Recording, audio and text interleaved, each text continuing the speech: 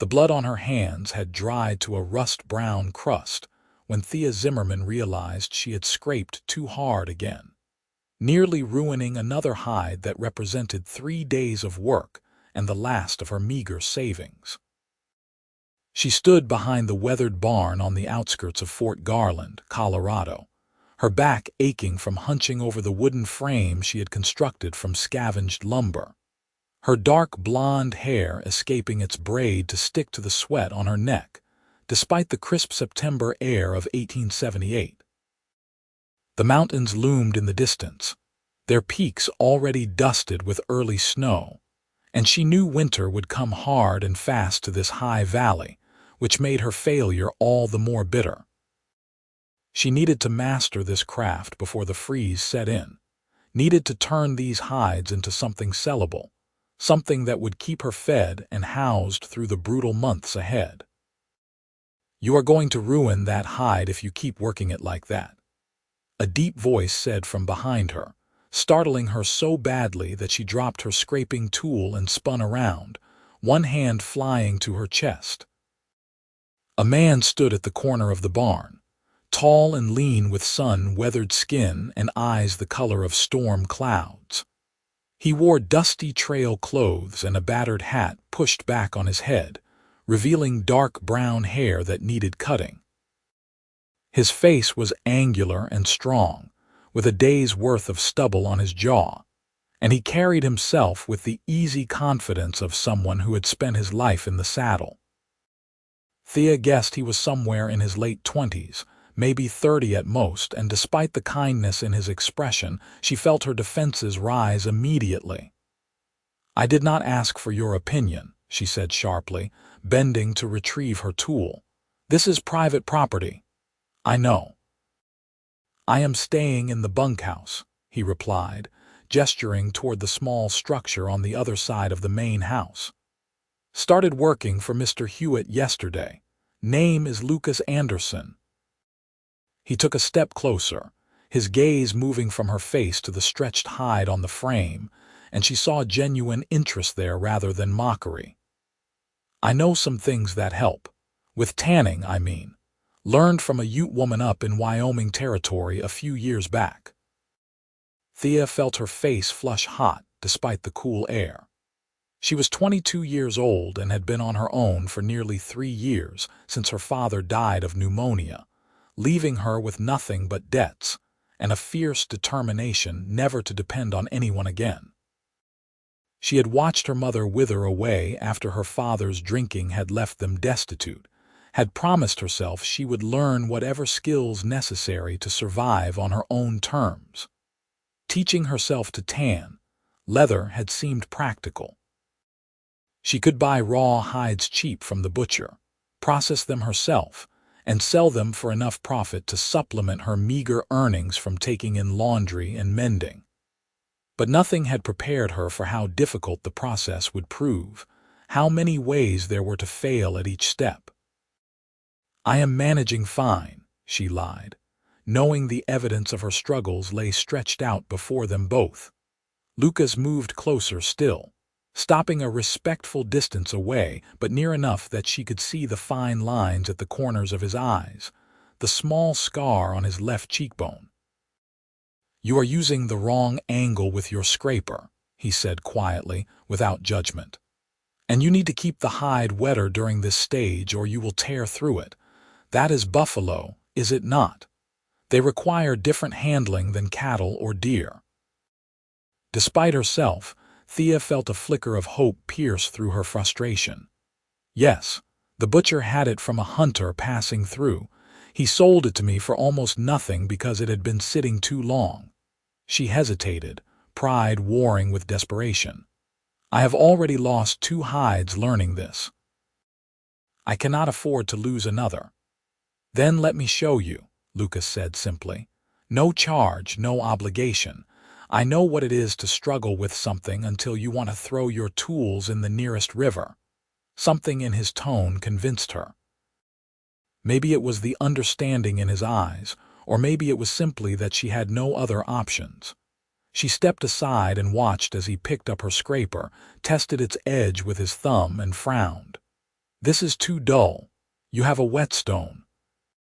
She fetched it from her small cache of tools, and he spent several minutes sharpening the blade while explaining what he was doing. His hands were scarred and calloused, but moved with practiced skill, and she found herself watching the way his fingers worked rather than the blade itself. When he finally approached the hide, he dampened it thoroughly with water from her bucket, then demonstrated the proper angle and pressure, working in long, smooth strokes that removed the remaining membrane without cutting into the hide itself. "See how it comes away clean?" he asked, glancing at her. "You want to work with the hide, not against it. Feel how it responds under the blade." Thea moved closer, drawn in despite her reservations. "May I try?" He handed her the scraper, and she positioned herself as he had shown her. When she made her first stroke, he stepped behind her, not touching but close enough that she could feel the warmth of his body in the cooling afternoon air. "A little shallower," he murmured. "Let the blade do the work." She adjusted and felt the difference immediately. The membrane peeled away in satisfying ribbons rather than the frustrated scraps and accidental gouges she had been producing. A laugh escaped her, bright with relief and triumph. "It is working." "You are a fast learner," Lucas said, and when she glanced back at him, his smile was genuine and warm, transforming his serious face into something that made her heart skip unexpectedly. They worked together until the light began to fail, Lucas patiently guiding her through the fleshing process and explaining what would come next. He told her about soaking solutions and smoking techniques, about how different woods would produce different colors and qualities in the finished leather. He spoke of his time in Wyoming, riding for a large ranch that ran cattle in the summer ranges, and how he had befriended a Ute woman named Singing Bird, who had taken pity on his ignorance when he asked about the beautifully tanned hide she used for her lodge. "She spent a whole season teaching me," he said as they finally stepped away from the frame, Thea's back and shoulders aching but her heart lighter than it had been in weeks. Said her grandmother taught her, and her grandmother before that. "It is an old craft, one that deserves respect and patience." "Why did you leave Wyoming?"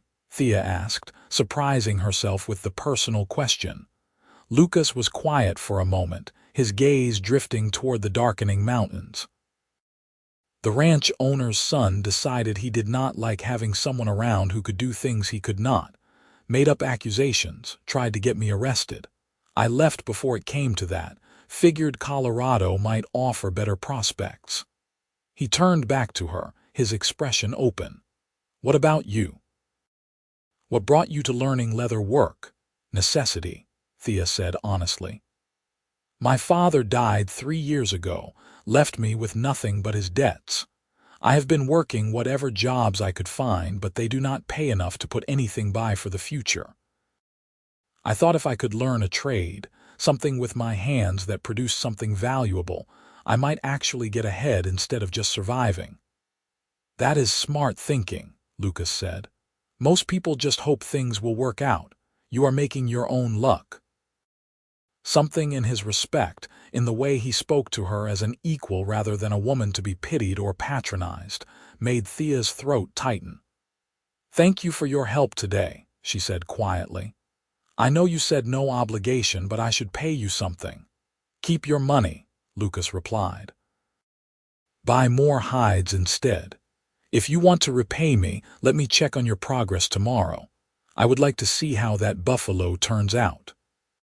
She found herself nodding before she had consciously decided, and when he tipped his hat to her and walked toward the bunkhouse, she stood in the gathering dusk watching him go, her hands still stained with blood, and her mind churning with unfamiliar feelings.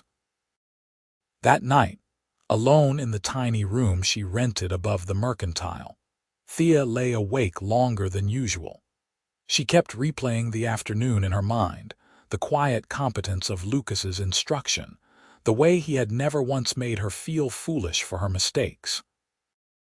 She had spent 3 years building walls around herself, keeping people at arm's length, because letting them close meant risking the kind of dependency that had destroyed her mother. But something about the cowboy's straightforward kindness had slipped past her defenses before she realized it was happening. She told herself it meant nothing, that he was simply a decent man offering help where it was needed.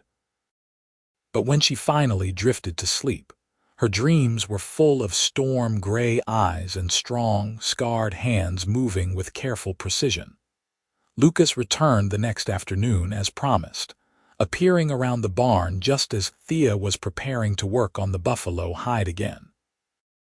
This time, she greeted him with less suspicion, and he helped her prepare the soaking solution that would begin the tanning process proper. He had brought a small bundle wrapped in cloth, which he opened to reveal a collection of tools including several scrapers of different sizes and shapes, and a smooth stone worn into a perfect oval. "These were given to me by Singing Bird," he explained. "I have been carrying them from job to job, thinking someday I might use them again, but I have not had the time or space. I would like you to have them." Thea stared at the tools, understanding their value went far beyond the physical objects. "I cannot take these. They were a gift to you." "And now I am giving them to you," Lucas said firmly. "Singing Bird told me these tools were meant to be used, not carried around in a bedroll. She would be happy to know they were helping someone learn the craft she loved." Reluctantly, touched by the gesture, Thea accepted the bundle. As she examined each tool, Lucas explained its specific purpose, demonstrating techniques on scrap pieces of leather. His knowledge was extensive and clearly earned through practice rather than simple observation, and she found herself asking question after question, hungry for the information he provided so readily. They fell into a pattern over the following days. Lucas would finish his work for Mr. Hewitt, helping repair fences and buildings before winter set in, then spend an hour or two with Thea behind the barn, guiding her through each stage of the tanning process. The buffalo hide slowly transformed under their combined efforts, the membrane cleanly removed, the hide stretched and worked until it began to take on the supple quality of properly tanned leather. But more than the work, Thea found herself looking forward to their conversations. Lucas spoke of his life with an honesty that was refreshing after years of people in Fort Garland treating her with either pity or suspicion. He had been born in Texas, he told her, but left at 16 after his father died in a stampede, and his mother remarried a man who made it clear there was no room for a nearly grown stepson. He had worked ranches across Texas, New Mexico territory, and up into Wyoming and Colorado, learning his trade the hard way and earning a reputation as a solid hand who could be trusted with difficult work. "You ever want to settle somewhere?" Thea asked one afternoon as they worked smoking the buffalo hide over a carefully built fire. The aromatic smoke from the green cottonwood chips Lucas had shown her how to prepare curled around them, and she had to keep blinking to clear her watering eyes. "I used to think I wanted to keep moving forever," Lucas admitted. "Every new place seemed to promise something better, but lately I have been thinking it might be nice to have somewhere to call home, a place where people know your name and you know theirs." He glanced at her through the smoke. "What about you? Do you plan to stay in Fort Garland?" "I do not know," Thea said honestly. "I am here because this is where my father ended up, and I did not have anywhere else to go when he died, but it has never really felt like home. People here remember my father's drinking, his debts. They see me as that Zimmerman girl, the one who takes in laundry because she has no other prospects." "Then they are fools," Lucas said with sudden intensity. "You are teaching yourself a skilled trade with nothing but determination and whatever scraps of information you can piece together. That takes more strength than most people ever develop." The admiration in his voice made her chest tight. She had become so accustomed to viewing herself through the lens of her failures and struggles that hearing someone speak of her with respect felt almost foreign. "You barely know me," she protested weakly. "I know you well enough to see you are remarkable," Lucas replied, and the simple certainty in his tone made her look away, overwhelmed by emotions she had tried so hard to suppress. October arrived with a cold snap that turned the morning grass white with frost and sent the aspen leaves cascading down in showers of gold. The buffalo hide was finished, transformed into a piece of leather so soft and supple that Thea could hardly believe she had produced it. Mr. Morrison at the mercantile examined it carefully, then offered her a price that was 3 times what she had paid for the raw hide. She accepted with shaking hands, then immediately purchased 3 more hides with her profit, already planning her next projects. Lucas celebrated with her, his genuine pleasure in her success making the achievement feel even sweeter.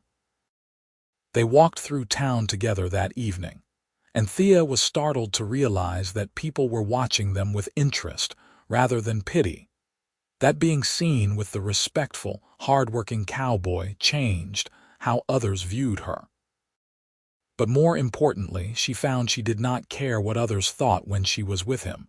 His presence made her feel stronger, more confident in her own worth. "I want to show you something," Lucas said as they reached the edge of town. "If you have time, I mean. It is a bit of a walk."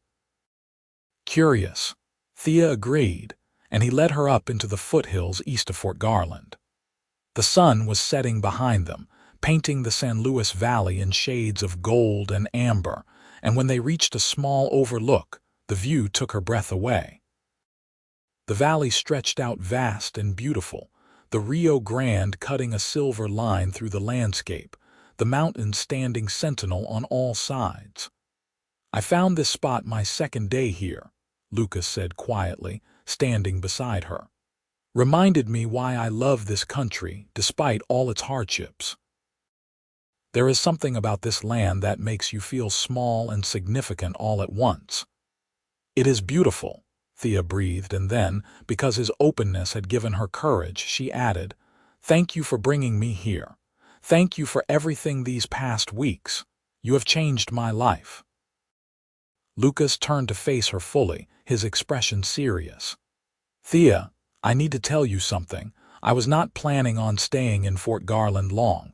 Mr. Hewitt only needed me for a few weeks of repairs, but I find myself not wanting to leave." He took a careful step closer. "I find myself wanting to stay because of you." Her heart hammered against her ribs. "Lucas, I know it has only been a few weeks," he continued, his voice rough with emotion. "I know you have every reason to be cautious, but I have never met anyone like you.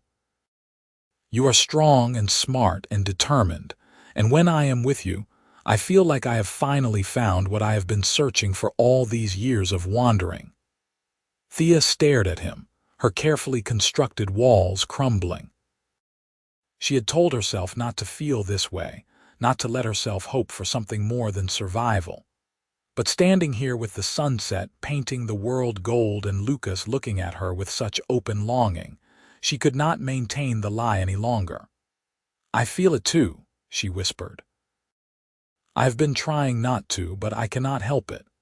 The smile that broke across Lucas's face was like the sun emerging from clouds.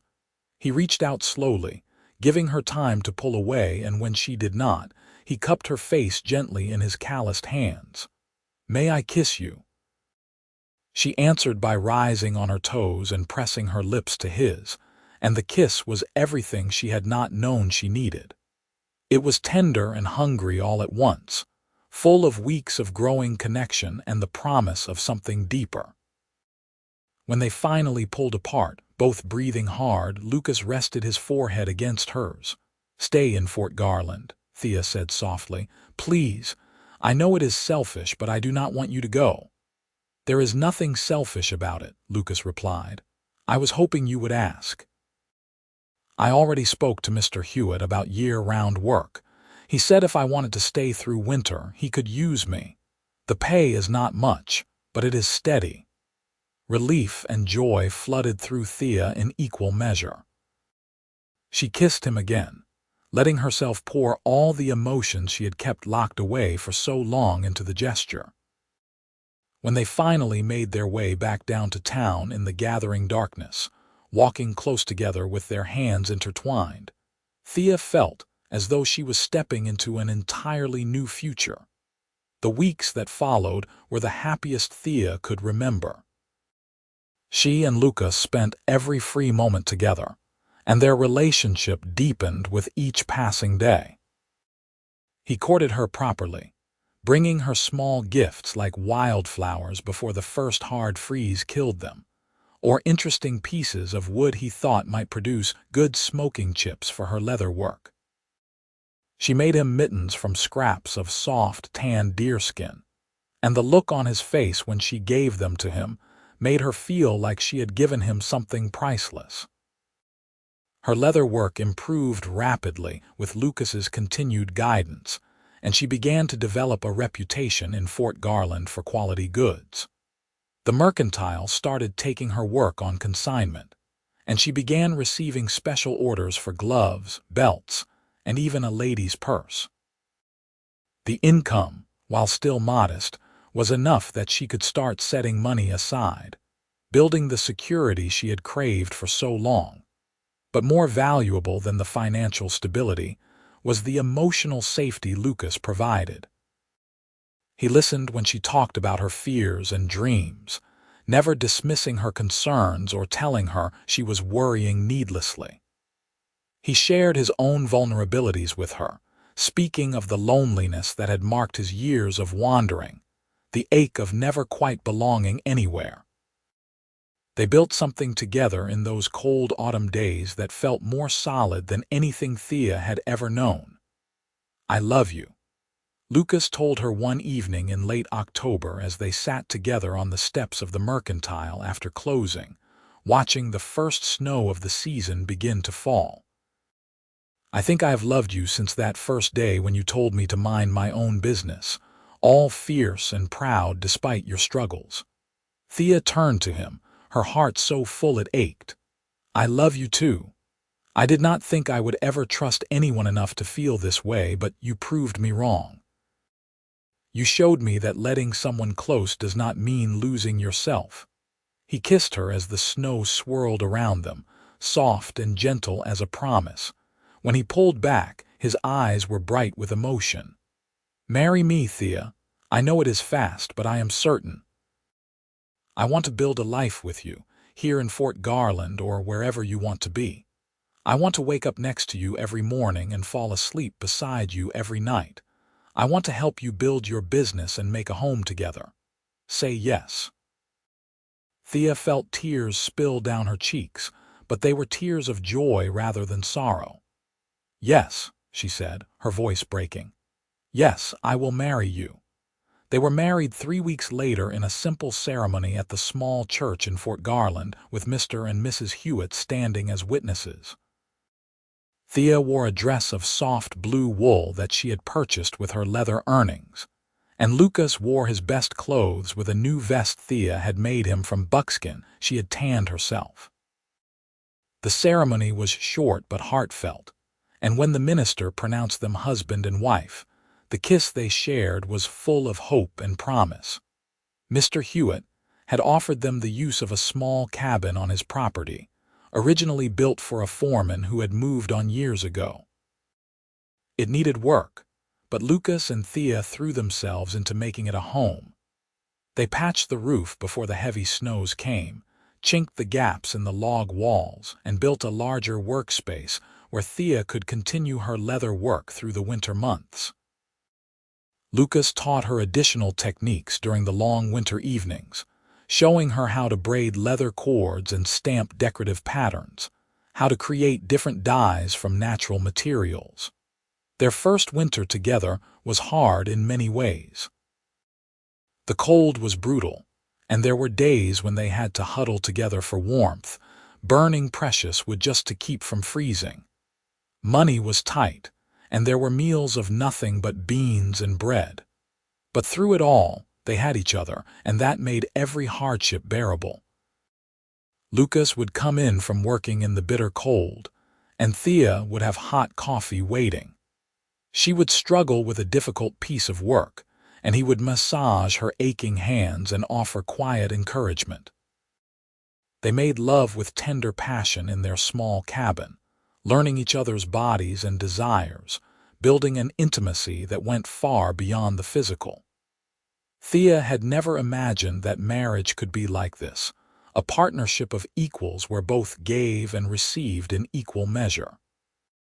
She had grown up watching her mother's spirit break under the weight of her father's failures, had assumed that dependence inevitably led to suffering. But with Lucas, she learned that true partnership meant both people becoming stronger together. Spring came eventually, as it always did, the snow melting to reveal new grass and the valley coming back to life. Thea's leather business had grown through the winter, with orders coming in from as far away as Trinidad and Alamosa. Lucas had proved himself invaluable to Mr. Hewitt, who increased his wages and gave him more responsibility. They began to talk about the future in concrete terms, about building a larger workshop and maybe even purchasing their own small piece of land. "I want children someday," Thea said one evening in April as they sat outside their cabin, watching the sunset paint the mountains pink and gold. "Not yet, maybe, but someday. Is that something you want too?" Lucas pulled her closer against his side, his arm warm around her shoulders. "I want everything with you," he said simply. "Children, a home, growing old together, all of it." The certainty in his voice made Thea smile. "I never thought I would have this. A real home, someone who loves me, a future that looks bright instead of just uncertain. You gave me all of that." "We gave it to each other," Lucas corrected gently. "You were already on your way, Thea. You had the strength and determination. I just helped with some technical skills." "You did more than that," Thea insisted. "You made me believe I deserved good things, that I was worth more than just survival." They sat together as the stars began to emerge, and Thea felt a peace settle over her that she had never experienced before. The future stretched out ahead of them, unknown but no longer frightening. Whatever came, they would face it together. The summer of 1879 brought changes to Fort Garland. The army post that had given the town its name was decommissioned, and many feared the town would die along with it. But the railroad was coming, pushing its way south through the mountains, and new opportunities appeared even as old ones faded. Lucas and Thea saw their chance and took it.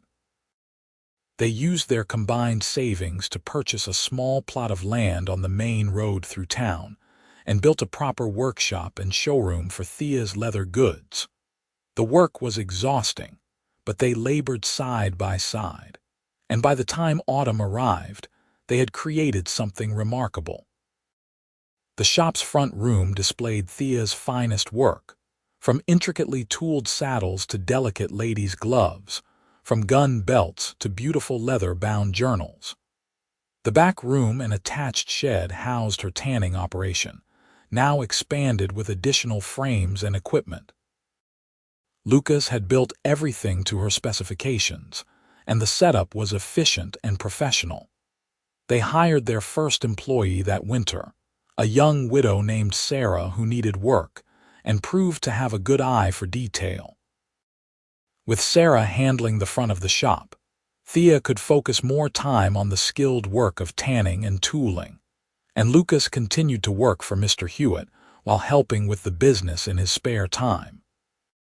The arrangement worked well, and by the following spring, they were making enough profit that Lucas could quit his job with Mr. Hewitt and work full-time on building the business alongside Thea. "We did it," Thea said one evening in May of 1880 as they reviewed their account books, seeing concrete proof of their success. "We actually built something lasting."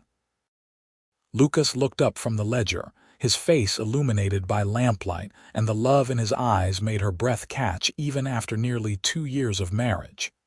"You did this, Thea. This was your dream, your skill. I just helped build the boxes to hold it." "Our dream," she corrected. "I could never have done this without you. Your knowledge, your support, your belief in me.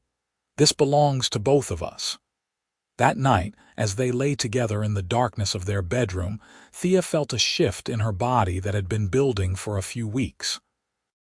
Her monthly courses had not come. Her breasts felt tender and swollen, and a persistent queasiness plagued her mornings. She had been too focused on the business to pay much attention, but lying there with Lucas's arm around her and his breathing deepening into sleep, she allowed herself to acknowledge what her body was telling her. She waited another few weeks to be certain, then told Lucas on a sunny afternoon in June. They were in the workshop, and she had just finished tooling an elaborate design into a gun belt, her hands cramping from the detailed work. Lucas was repairing one of the tanning frames, his shirt sleeves rolled up and sawdust in his hair. "Lucas," she said quietly, and something in her tone made him set down his tools immediately and turn to her with concern. "What is wrong? Are you feeling ill again?" "Nothing is wrong," Thea said, her voice trembling with a mix of joy and fear. "I am with child. I am almost certain." She watched emotions cascade across his face, shock, confusion, and then blazing joy. He crossed the space between them in 3 long strides and swept her into his arms, lifting her off her feet and spinning her around before setting her down gently, as if suddenly afraid he might hurt her. "A baby," he breathed, his hands coming to rest on her still flat stomach. "We are going to have a baby." "Are you happy?" Thea asked, needing to hear him say it. "Happy," Lucas laughed, a sound of pure delight. "Thea, I am terrified and thrilled and more happy than I have words for. You are going to be a mother, I am going to be a father, we are going to be a family." They held each other in the workshop, surrounded by the tools and materials of the craft that had brought them together. And Thea felt the last piece of something inside her click into place. This was what she had been searching for all along without knowing it. Not just security or success, but love and partnership and the promise of new life growing from what they had built together. The pregnancy progressed through the summer and into autumn. Thea worked as long as she felt able, though Lucas fussed over her constantly, worried she was doing too much. She laughed at his concerns but secretly loved his attentiveness, the way he would bring her cool water when the workshop grew hot, or massage her aching back at the end of long days. Sarah proved invaluable, taking on more of the physical work as Thea's belly swelled and made certain tasks difficult. They prepared for the baby's arrival with the same care they brought to everything else. Lucas built a beautiful cradle from smooth pine, and Thea sewed tiny clothes from soft cotton and leather so supple it felt like silk. They argued playfully about names, Lucas advocating for traditional family names while Thea wanted something that represented their new beginning. "What about Logan if it is a boy?" Thea suggested one evening as they sat together, her swollen feet propped in his lap while he rubbed them gently. "Logan Anderson," Lucas tried the name out. "I like it. Strong but not too common, and if it is a girl, I was thinking about Rose." "Simple and beautiful." "Rose Anderson," Lucas said with a smile. "That is perfect. Either way, this child is going to be loved beyond measure." Labor came on a bitter cold day in late February 1881. The pain started before dawn, waking Thea from an uneasy sleep. Lucas fetched the midwife, Mrs. Chen, a Chinese woman who had settled in Fort Garland and earned a reputation for her skill with difficult births. Then he paced the cabin like a caged animal while Thea labored through the long hours of the day and into the night. The pain was worse than anything Thea had imagined, waves of agony that left her gasping and crying out. But Mrs. Chen was calm and competent, and whenever Thea felt she could not endure another moment, Lucas would appear beside her, letting her crush his hand while he murmured words of encouragement and love. "You are the strongest person I know," he told her as midnight approached and the labor reached its peak. "You can do this, Thea. Our baby is almost here." With a final tremendous effort, Thea pushed their child into the world. The baby's cry filled the cabin, and Mrs. Chen laughed with satisfaction. "A healthy boy," she announced, deftly cleaning the infant and wrapping him in soft blankets before placing him in Thea's arms. Thea looked down at her son's red, wrinkled face, at his tiny fingers curling reflexively, and felt her heart expand until it seemed her chest could not possibly contain it. "Logan," she whispered. "Our Logan." Lucas knelt beside the bed, his eyes wet with tears as he gazed at his wife and new son. "He is perfect. You are perfect. Thank you, Thea. Thank you for this incredible gift." They sat together in the lamplight, marveling at the tiny life they had created, while outside the February wind howled and snow piled against the windows. But inside their cabin, there was only warmth and love and the beginning of a new chapter. The early months of Logan's life were exhausting and wonderful in equal measure. Thea had never known she could function on so little sleep, or that it was possible to love someone so much it physically hurt. Logan was a good baby, generally content unless hungry or uncomfortable, and he had his father's gray eyes and his mother's stubborn determination, making his preferences known with loud clarity. Lucas proved to be a devoted father, rising in the night to walk with Logan when he fussed, changing soiled cloths without complaint, and spending long hours simply holding his son and talking to him in a low, soothing voice. Watching her husband with their child made Thea fall in love with him all over again, deeper and more completely than before. "You are a natural at this," she told him one evening as she watched him settle Logan for the night, rocking the cradle with one foot while working on repairing a bridle with his hands. "I am learning as I go, same as you," Lucas replied with a tired smile. "But I will say, this is better than any cattle drive I have ever been on." They found their rhythm eventually, balancing the demands of the baby with the needs of the business. Sarah continued to manage the shop, and they hired a young man named Peter to help with the heavy work of processing hides. Thea worked when Logan slept, and Lucas juggled childcare with business management, and somehow it all worked. The years flowed past like the Rio Grande, steady and inexorable. Logan grew from infant to toddler to a bright, curious boy who loved nothing more than helping his parents in the workshop. By the time he was 4, he could identify different types of leather by touch, and proudly demonstrated his father's tanning tools to anyone who would watch. In the spring of 1885, Thea discovered she was pregnant again. Logan was excited at the prospect of a sibling, though he solemnly informed his parents that he hoped for a brother because girls were probably too delicate for leather work, a statement that made Thea laugh until tears ran down her face. Their second child arrived in October of that year, a daughter they named Rose, just as they had planned years ago. She had Thea's dark blonde hair and Lucas's strong features, and she proved to have a set of lungs that could wake the entire household at 3 in the morning. Logan took his role as big brother seriously, helping to fetch things for his mother, and singing off-key lullabies to his sister that somehow soothed her when nothing else would. The business continued to grow. Anderson Leather Works became known throughout southern Colorado and northern New Mexico for quality craftsmanship and fair prices. They employed 6 people by 1887 and were considering expanding the workshop to accommodate the demand. Lucas's skill with management complemented Thea's artistic talent, and together they built something that was greater than the sum of its parts. But more than the business success, more than the financial security they had achieved, what mattered most was what they had built together.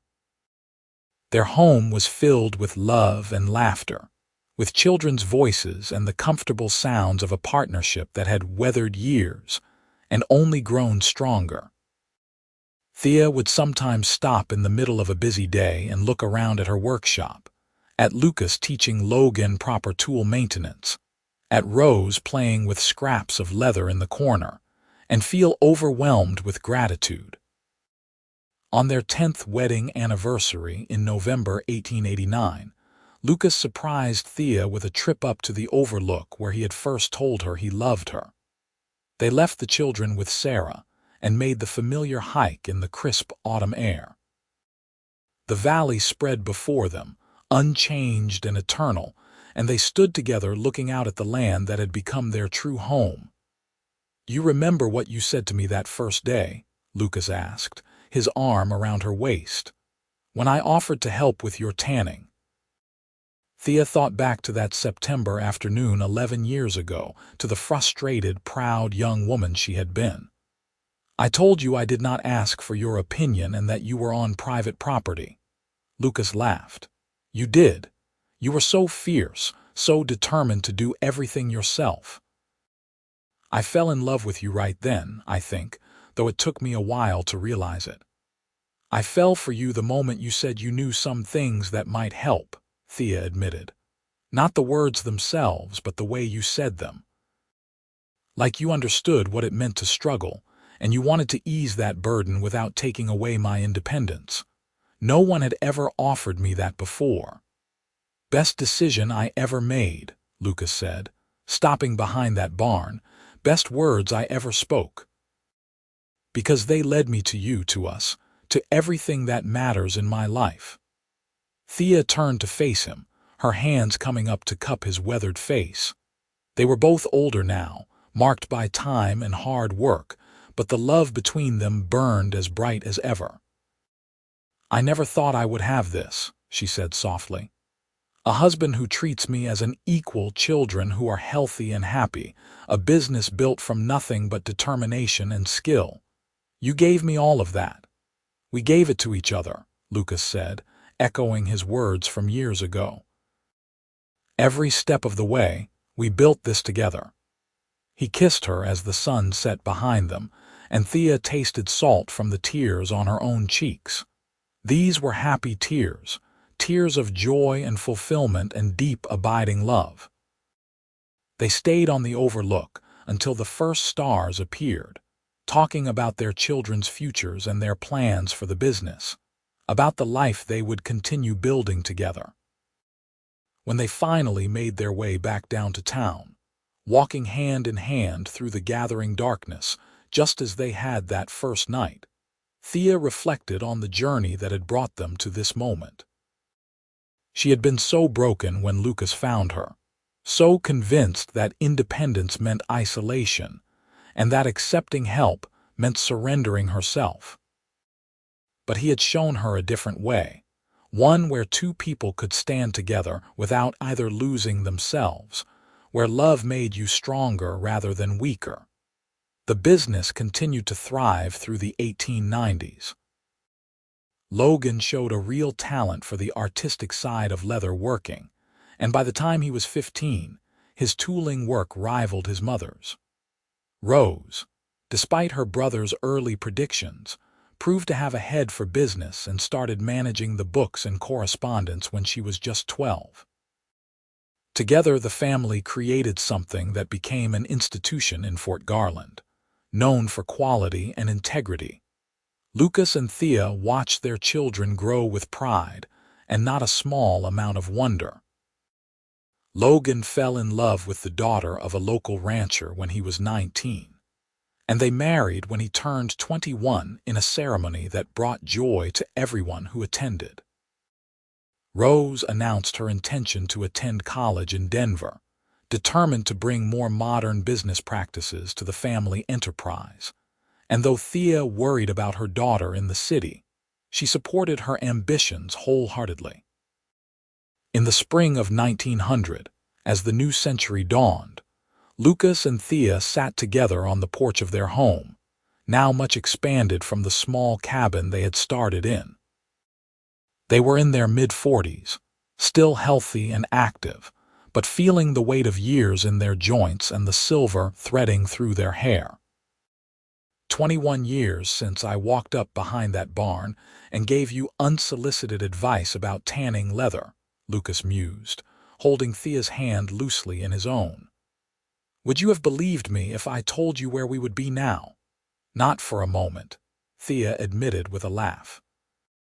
I was so busy trying to survive that I could not imagine actually thriving, but you showed me it was possible. You taught me that letting someone in does not mean losing yourself. You taught me something too, Lucas said seriously. You taught me that home is not a place, but people you love. That the wandering I did for all those years was not really about seeing new country, but about searching for where I belonged. I found that with you. They sat in comfortable silence, watching the sun set over the valley they had come to love so deeply. The leather workshop stood nearby, larger now but still carrying the same tools Lucas had given Thea all those years ago, the ones from Singing Bird that had been meant to be used and passed on. Logan worked there now, carrying on the craft with his own innovations, and someday perhaps his children would learn it too. Do you ever regret anything? Thea asked quietly. Settling down so young, giving up the open trail. Never, Lucas said firmly. Not once, not for a single moment. You are my grand adventure, Thea. You and our children and the life we built together. I have traveled more staying still with you than I ever did wandering alone. Rose came home from Denver that summer with her college degree, and immediately began implementing new systems that increased their efficiency and profit margins. She also brought home a young engineer named David, who was working on irrigation projects in the valley. The way Rose looked at him reminded Thea of how she had felt about Lucas, that mix of excitement and certainty that signaled something significant. Logan and his wife presented them with their first grandchild that autumn, a beautiful baby girl they named Thea in honor of her grandmother. Holding that tiny bundle, seeing the continuation of the family she and Lucas had built, moved Thea to tears. Lucas stood beside her, his arm around her waist, and she could feel him trembling with emotion as well. We made something that will outlast us, he whispered into her ear. Our love, our work, our family, it goes on. The years continued their steady march. Rose married her engineer in 1902, and they settled in Fort Garland, building a house near the family business. Logan and his wife had 2 more children, boys who inherited their grandfather's love of horses and their grandmother's artistic eye. The workshop expanded again, and they began training apprentices, passing on the skills that had started with a desperate young woman and a kind cowboy who knew some things that helped. In 1910, Fort Garland celebrated its semi-centennial, marking 50 years since the Army post was established. Lucas and Thea were honored as pillars of the community, respected for the business they had built and the family they had raised. At the celebration, standing before the whole town, Thea spoke about her journey from a struggling orphan to a successful businesswoman, and she made sure to credit Lucas for his support and partnership.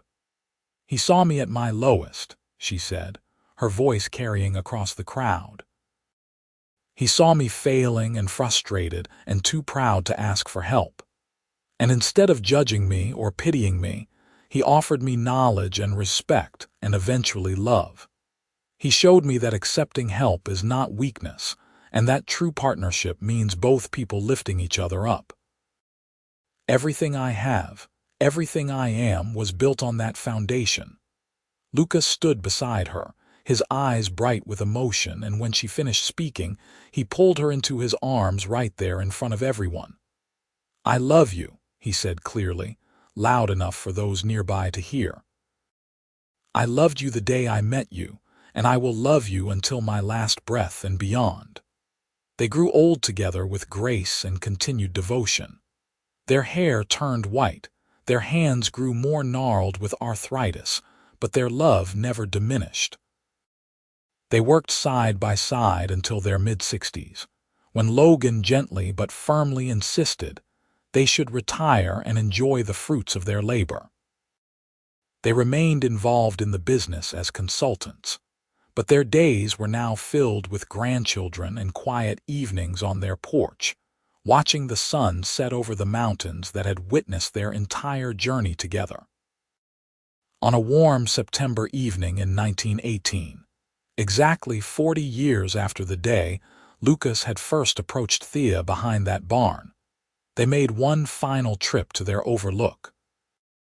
The climb was harder now, their breath coming short and their joints protesting, but they were determined to reach the spot that held so much meaning for them.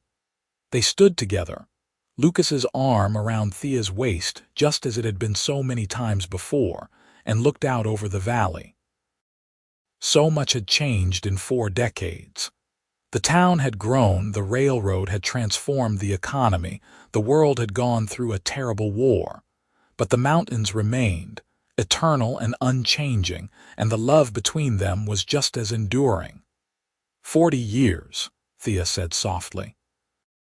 "It feels like yesterday and forever ago all at once." "The best 40 years anyone could ask for," Lucas replied. His voice was rougher now, aged by time, but still filled with the same warmth that had first captured her heart. "I would live it all again exactly the same way if I could." "I love you," Thea said, leaning her head against his shoulder. "I never get tired of saying it or of hearing you say it back." "I love you too," Lucas responded, pressing a kiss to the top of her white hair. "More than life, more than breath, more than anything in this world or the next." They stayed until full darkness fell, then made their careful way back down to town, supporting each other on the steep parts, just as they had supported each other through every challenge life had thrown at them. Their children had prepared a special dinner to celebrate the anniversary of the day they met, and the house was full of family, laughter, and love. As Thea sat at the head of the table, surrounded by her husband, children, grandchildren, and the friends who had become family, she felt a profound sense of completion. This was what she had been meant for all along, though she had not known it that desperate afternoon when a kind cowboy stopped behind a barn to offer help she had not asked for but desperately needed.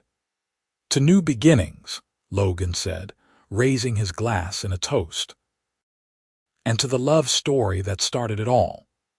"To new beginnings," the family echoed, and Thea met Lucas's eyes across the table, seeing in them the reflection of everything they had built together. The years that followed were gentle. Lucas and Thea grew frailer, but remained devoted to each other and their family. They spent their days in quiet contentment, reading together, receiving visits from grandchildren who loved to hear stories of the old days, and simply enjoying each other's presence. They had achieved everything they set out to do and more, building not just a successful business but a legacy of love and partnership that would echo through generations. On a crisp autumn morning in 1923, Thea woke to find Lucas had passed peacefully in his sleep, his hand still holding hers as it had for 44 years of marriage. The grief was overwhelming, a physical pain that left her gasping, but threaded through it was gratitude for the decades they had shared, for every moment from that first afternoon until this final morning. She lived another 3 years without him, sustained by her children and grandchildren and the memories of their life together. She continued to work with leather until her hands could no longer hold the tools, finding solace in the craft that had brought them together.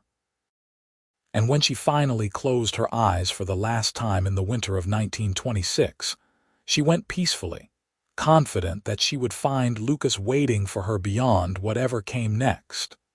The business they built continued for generations, becoming a landmark institution in Fort Garland. The tools that Singing Bird had given Lucas, which he had passed to Thea, were carefully preserved and displayed in the workshop, a symbol of how knowledge and craft and love could be passed from hand to hand, heart to heart, across time and distance. And in the family stories told to children and grandchildren, the tale of how it all began was repeated with love and reverence. How a desperate young woman taught herself to tan leather through sheer determination. How a kind cowboy stopped to offer help when she needed it most. How those simple words, "I know some things that help," became the foundation for a love story that lasted a lifetime and created a legacy that would endure for generations. It was a reminder that sometimes the most profound moments in life come from simple acts of kindness, that accepting help is not weakness but wisdom, and that true love means building something together that becomes greater than either person could achieve alone.